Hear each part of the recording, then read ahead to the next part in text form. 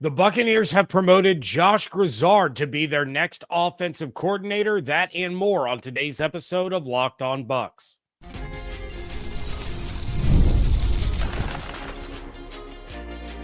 You are Locked On Buccaneers, your daily Tampa Bay Buccaneers podcast. Part of the Locked On Podcast Network, your team every day. What's up, and welcome into this episode of Locked On Bucs, your daily podcast covering the Tampa Bay Buccaneers, part of the Locked On Podcast Network, your team every day. I want to thank you for making Locked On Bucs your first listen review every day. Don't forget you can subscribe or follow for free on YouTube or wherever you get your podcasts. And of course, you can follow along on Twitter. I am James Yarcho at JYarcho_Bucs, credentialed member of the media covering your Tampa Bay Buccaneers, here with you every Monday through Friday, along with the everydayers. And for that, I want to share my appreciation for your continued support of the show. One of the ways you can support the show is become a Locked On Bucs insider. You're going to get news, rumors, updates, general thoughts, one-on-one conversations with me via text message. Go to joinsubtext.com/LockedOnBucs or click the link in the show notes to become an insider today. This episode is brought to you by Game Time. Download the Game Time app, create an account, and use code LOCKEDONNFL for $20 off your first purchase. Jumping into the mailbag and talking about some speculation regarding wide receiver Chris Godwin. That's all coming up in a little bit.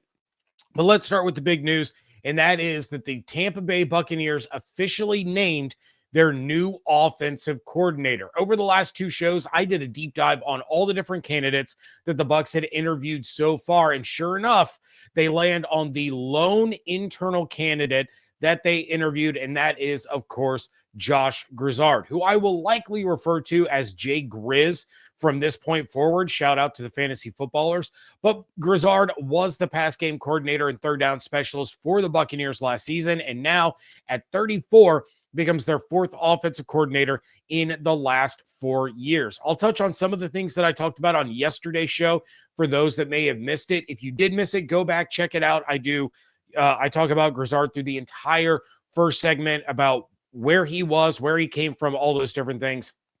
But Jay Grizz is just 34 years old. He began coaching in 2012 at his alma mater, Yale, which he got a shout out from Ryan Fitzpatrick, who said that he was with Grizzard in Miami and knew he was going to be a rising star among the coaching world, although Fitz did make fun of his alma mater because, of course, Fitz is a Harvard guy, and Harvard's going to make fun of Yale any chance that they get. But Grizz then held various positions under two different coaching regimes in Miami from 2017 to 2023 before joining the Bucs last year as the pass game coordinator. This is a situation where now the Bucs have some continuity on the offensive side of the ball, where they will largely run a very similar offense to last year with a few tweaks and additions sprinkled in as Grizz finds his own flair for play calling. Now, play calling is not something that he has had to do in the past, so that may be obviously a bit of an adjustment, and there will be a learning curve in the first couple of weeks there as he gets used to how he wants to call plays, what kind of scheme and what kind of order he wants to call these plays in. But I think the Bucs are obviously really excited about the hire, both within the front office as well as among the players. So head coach Todd Bowles issued a statement on the promotion of Grizzard saying, quote, "Josh is a bright and innovative and was instrumental in our game planning and play design over the last year. After interviewing several outstanding candidates throughout the process, it ultimately became clear that our best option was here in our building. We had a lot of success offensively last season, and during our conversations, Grizz provided some great ideas on how we can build on that. His familiarity with our offense, our players, and the staff will ensure the continuity that is crucial for sustained success," end quote. J.C. Allen of Bucs Game Day tweeted that he reached out to several offensive players, and they were, quote, "all in overwhelming favor of the move to promote Grizzard to OC." And then Allen went on to say the players cited his football acumen and their excitement for continuity on the offensive side of the ball, end quote. This would also explain a little bit more of the professional side of the Bucs blocking interview requests by the Jaguars. Now, I mentioned yesterday that the Bucs had blocked an interview request by Jacksonville to speak with Bucs offensive line coach Kevin Carberry, who Coen wanted for a similar position there in Jacksonville. Well, they also blocked a request for the Jags to interview assistant offensive line coach Brian Picucci for a similar position. Neither were being elevated to coordinator under Coen, so the Bucs were allowed to shoot down those requests. Now, with the promotion of Grizzard, it makes even more sense that the Bucs flat out said no to helping Liam Coen, and it's because they're going to try to keep as much of the offensive staff together as possible for that ever important continuity that I've been talking about, that Todd Bowles mentioned in his statement, that the players that JC Allen spoke with mentioned in their reaction to this news. So what kind of things is Grizz going to want to do now that he's the one calling the shots on offense? Really, it's a lot of the same. So here is a clip of some of his philosophies, and shout out to our guy, Evan Klosky there at 10 Tampa Bay. He posted this on Twitter following the announcement. But yeah, I think you guys are going to like what he has to say. For sure. It's a lot of the things that Liam was around as well, whether it be at Kentucky or his history with the Rams. But we're aligned in that on the utilization of motions and shifts to manipulate defenses, attack space. So a lot of that stuff you'll see here as well. When you have the three receivers on the field, you, of course, now have the ability to motion even more just because there is more speed. So obviously that's the main difference in versus having two receiver sets. Doesn't mean you can't motion the back or the tight end to try to manipulate defenses, but you can get a little more creative formationally with three receivers just because you don't know exactly where they're going to be versus tight ends and backs being more in the core of the formation. Yeah, we're looking to apply pressure on the defense, and when you have somebody in motion at the snap, it makes them communicate what are their checks, they're pressuring, how are they going to handle the motion, not knowing who it's going to come from. So when we try to apply the pressure to them by being in motion, we're just creating advantages for ourselves. There's also ways to manipulate defenses to find voids and zones through the use of motion. So that's definitely something that we believe in. So all that motion that we saw last season, yeah, that's not going anywhere. And again, I'll point out that Coen had tasked Grizz with third down duties where the Bucs finished atop the entire NFL, converting 51.1% of their third down conversions. So that kind of production will also be similar to last year. All in all, this is a really exciting hire for the Bucs. This is a young rising star in the NFL world that gets a crack at being a coordinator after having worked under Mike McDaniel and Liam Coen over the course of the past couple seasons. He's going to have most, if not all, of the weapons that he had last season, and the Bucs should be able to pick up right where they left off in 2024 to go along with, hopefully, some improvements and some ideas that Grizzard had that he presented to Todd Bowles, he presented to Jason Light, that ultimately intrigued them enough to promote him to this offensive coordinator job. Again, this is the best case scenario. And I mentioned on yesterday's show that when I was ranking these candidates, I had Caley and Grizzard up at the top. I had labeled them 1A and 1B. And I said, Caley and Grizzard, these are the two guys that make the most sense. These are the two guys that I think Bucs fans would be the most excited about. I had mentioned Nate Scheelhaase. Who knows? Maybe the Bucs might be able to interview Scheelhaase for a position on the team if the Rams don't block it, because trust me, it's not just the Bucs that block these kind of lateral moves among the coaching world.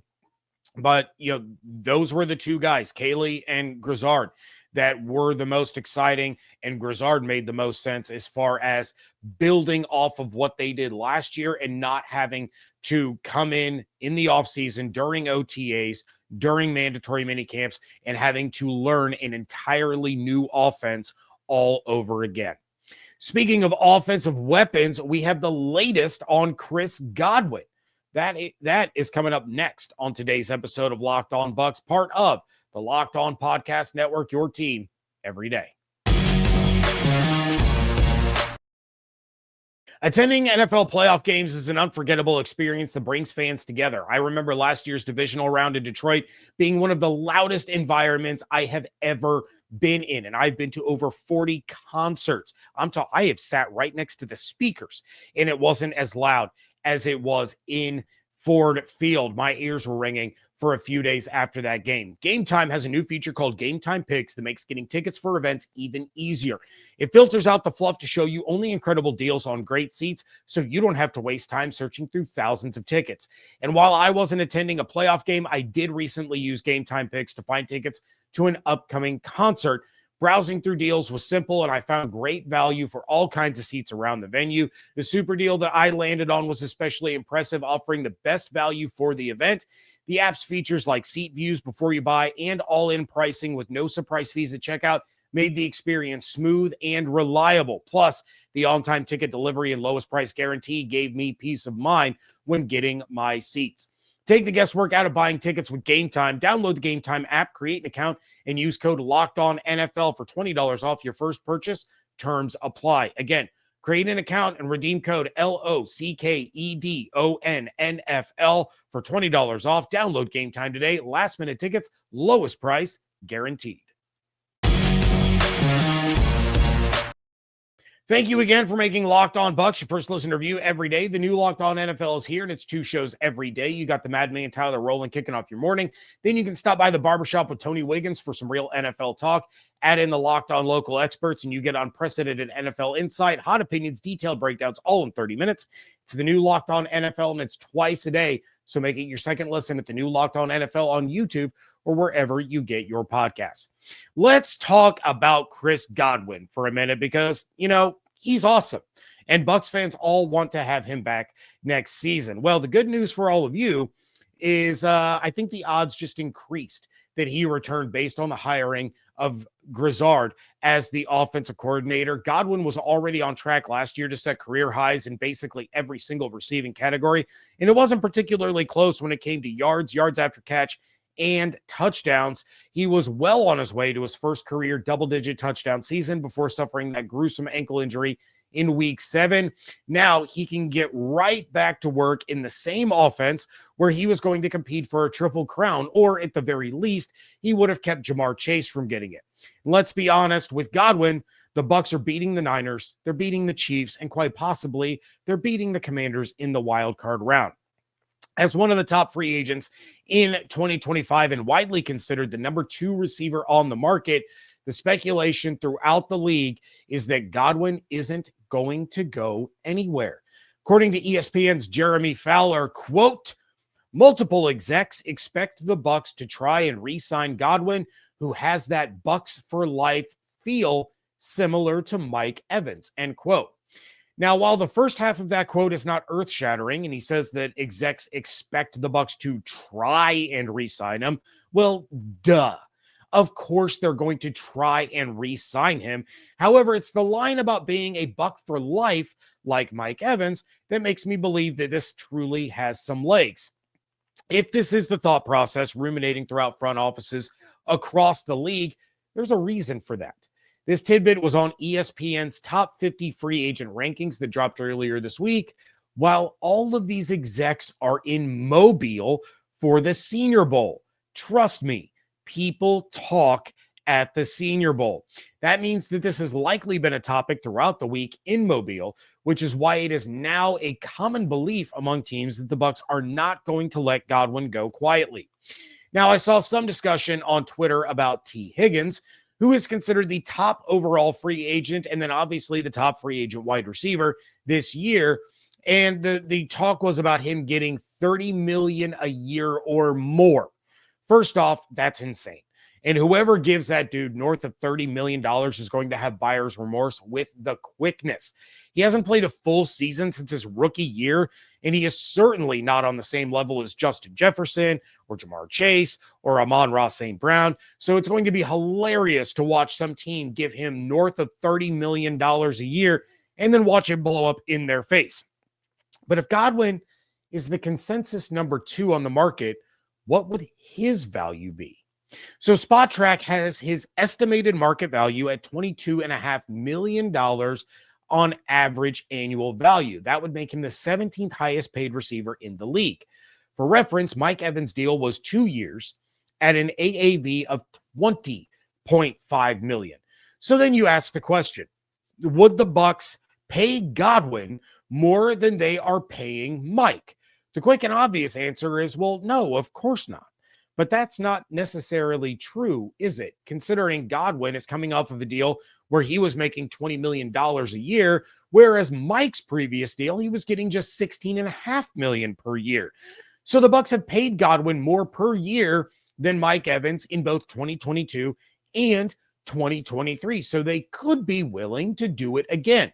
At the same time, Mike and his family decided that they would leave probable money on the table at places like Houston and Kansas City in order to make the money work and stay in Tampa.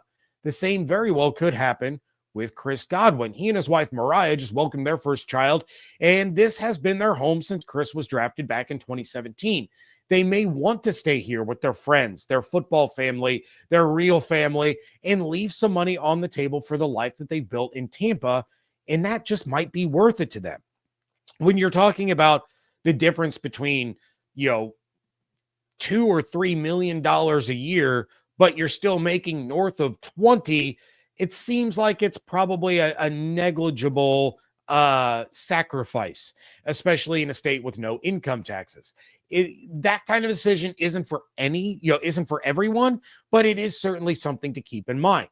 You also want to keep in mind that the Bucs are highly motivated to get this done for more than just what Godwin brings on the field, in the locker room, and within the community. It would also help the Buccaneers' cap situation. If Chris Godwin leaves, the Bucs are on the hook for just under $19 million in dead cap because of the void years added into his last deal. Bringing him back would help them spread things back out again and not pay nearly as much for a player that isn't in Tampa as they're spending on their number one receiver and Hall of Fame wide receiver, Mike Evans. We know that Jason and Greeny are going to be hard at work trying to get something done with Chris. While the injury sucked really, really bad, it may have helped the Bucs in being able to keep Godwin around. Teams generally have an issue paying huge money to a guy coming off of an injury, and that's something that could play in the Bucs' favor. It really stinks for Godwin that he may not have been able to maximize what would have been the best season of his career from a monetary standpoint on the open market, but the Bucs are not going to lowball him either or try to pay him pennies on the dollar just because he's coming off of an injury. Remember, this is the same franchise that gave him big money coming off of an ACL tear. ACL tear is a little more concerning than what Godwin dealt with his ankle injury. You're talking about ligaments. You're talking about, the recovery process of being able to re-strengthen that knee. I'm currently watching my son go through the exact same thing. But with this ankle injury, we're talking about a clean break. We're talking about just letting the bones heal rather than having to deal with all of these torn ligaments. So it appears that things are on track for Chris Godwin to return, though we still have about a month before we're going to know anything for sure. All that being said, we're going to take a quick dip into the mailbag because somebody asked me about Chris Godwin.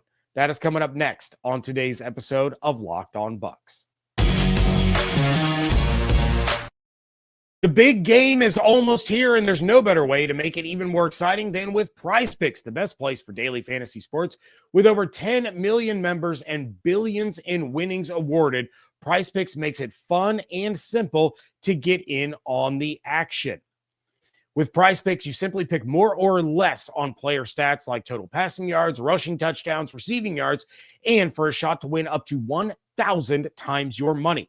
You can make your picks in less than 60 seconds, and whether you're looking for a flex play to boost your payout or you want to cash out quickly, PrizePicks has got you covered. With over 10 million members and billions in winnings, it's clear that people are loving this platform. Download the PrizePicks app today and use code LOCKEDONNFL, all lowercase, all one word, to get $50 instantly after you play your first $5 lineup. That's right, $50 instantly when you play just $5. You don't need to win to get the $50 bonus. It's guaranteed. PrizePicks, run your game. Wrap ripping things up here on a Friday edition of the Locked On Bucs podcast, talking about Jay Grizz being the offensive coordinator and then talking about Chris Godwin. And I had some great questions roll in from the insiders in the mailbag. And I'm going to save two of them for Monday since we had the Jay Grizz stuff to talk about. But coming up on Monday, we're going to talk about trade candidates as well as some draft talk. Going to have ourselves a little mock draft Monday. I know you love those. But that said, considering what I just talked about, I thought this was a great question from insider Tom. And Tom says, quote, if Godwin decides to part in free agency, would the Bucs just ride with who they have or try to sign a replacement? And who would be a good candidate to target? Tom, that's a great question. First, I don't think the Bucs would just roll with what they have. Godwin is a huge loss, and if he leaves, they don't have a guy on the roster that can fill the role in quite the same way. You would love to see Jalen McMillan continue to build off of his strong finish in 2024, but he isn't the slot receiver threat that Godwin is. He's kind of the outside guy that complements Mike Evans in that aspect, and we saw him really shine in that role. You don't want to then take him out of that role. You want him to build off of what he was able to accomplish there. Sterling Shepard, he's a free agent. Now, I could see him return. There's no doubt about that. But the Bucs would definitely have to either sign or draft someone to fill the Godwin role. I like the idea of signing someone. Considering how long it took McMillan to get comfortable in that offense, and the offense isn't going to change very much, I think a veteran receiver would likely catch on a little bit quicker, and that way you can use your draft capital on young defensive players or in a trade, like we're going to talk about on Monday. So as far as candidates that I think could fill the role, well, there's a bunch of rumors going around right now that the Rams might be moving on from Cooper Kupp. I'm not sure that I buy into those, but if the Bucs aren't going to be able to afford Chris Godwin, then they probably aren't going to be able to afford Cooper Kupp either. Just figured it was worth mentioning. We talked a lot leading up to last season about how Chris Godwin was going to fill the Cooper Kupp role in this offense. That's exactly what he did for 7 games, and it was great. But Cooper Kupp is probably going to get far more money than he probably should, given the recent injury history. And he's probably going to make about the same amount as Chris Godwin. So if the Rams were to let him go, I don't see that being an option. As far as guys that I think the Bucs should look at if Godwin moves on, I think DJ Chark is an interesting name, and I've mentioned him a couple of times over the past couple of years. He was with the Chargers last season, and while he certainly doesn't have the same reliable hands that Chris Godwin does, I think he's still a good receiver that could really revitalize his career in this offense and with Baker at quarterback. He was super cheap last year. He only made $3 million with the Chargers. So I think he would likely be a very, very cheap option for the Bucs this year. And we've seen kind of the really, really good that Chark can be. It's going to take a special kind of offense and a special kind of situation for him to reach that again. I think the Bucs could be that situation. Someone else that I think would be interesting would be Mac Hollins. He played for the Bills for next to nothing last year, and he became an absolute stud for them down the stretch. He not eye-popping numbers from him. He had less than 400 receiving yards, did have 5 touchdowns, but it was late in the season and then in the playoffs when Hollins did his best work there with Josh Allen in Buffalo, similar to the trajectory that we saw out of Jalen McMillan. I think that could be an interesting option. And then another player that I brought up either last year or the year before, I can't remember now, is Tyler Boyd. Now, Boyd followed his offensive coordinator in Cincinnati to the Tennessee Titans. And, well, I mean, things did not go well. The Titans are an absolute dumpster fire of an organization. And Boyd is probably looking to get back to an offense that resembles what he was part of in Cincinnati. Well, the Buccaneers fit that. He's also probably looking for a team that'll actually make the postseason. Well, the Buccaneers fit that too, and they have for the last 5 years.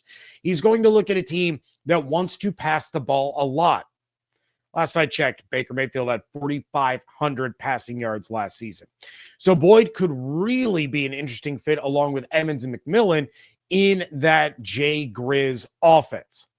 And then finally, this is probably the most interesting of the names.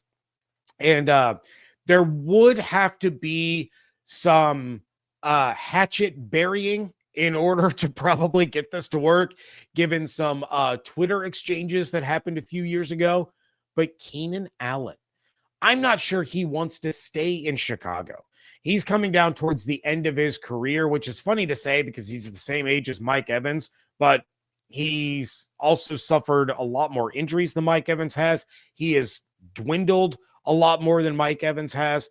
But I'm not sure he's going to want to wait around to see if Caleb Williams becomes a decent quarterback or for Ben Johnson to get that team all the way turned around, especially in a division that has the Detroit Lions, the Minnesota Vikings, and the Green Bay Packers. That is a steep hill for the Bears to have to climb. Allen had a rough start to the season in 2024, but ended up finishing with pretty decent numbers. He had 70 receptions for 744 yards and 7 touchdowns. That's not too bad. In Tampa, there's already a built-in hierarchy. He knows that Mike Evans is the number one guy. He would know that Bucky Irving is the number 2 option on the offensive side of the ball. He would know that Baker Mayfield is going to spread the ball around to Cade Otton and Jalen McMillan and Sterling Shepard and Devin Culp and Payne Durham and all those other pieces.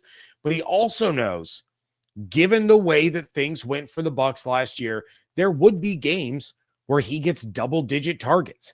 If he's the one coming in to replace Chris Godwin, there were plenty of games in the first 7 weeks where Godwin had the most targets on the team, the most receptions on the team, the most yards on the team. He knows those opportunities are going to be there. He's going to have double-digit targets with 8 or 9 receptions. In Chicago, I don't think they really knew what the pecking order was, and it took a while for them to really show any signs of life on offense at all. Here, Keenan Allen would be walking into a top 5 offense and would certainly know that he's going to have opportunities. Maybe not the 108 receptions and 1,200 yards that he had in 2023, but he could finish with close to 1,000 yards if he stays healthy for the entire season. The other thing is, these guys are all far less expensive than what Godwin is going to be. The highest estimated market value on any of them, according to SpotTrack, is Keenan Allen, and he is estimated at $11.1 million per year. Chark, Boyd, Hollins, all under $5 million a year in estimated market value. That would allow the Bucs to spend some money on, say, I don't know, Josh Sweat, Travarius Ward, DJ Reed, Khalil Mack, Dre Greenlaw.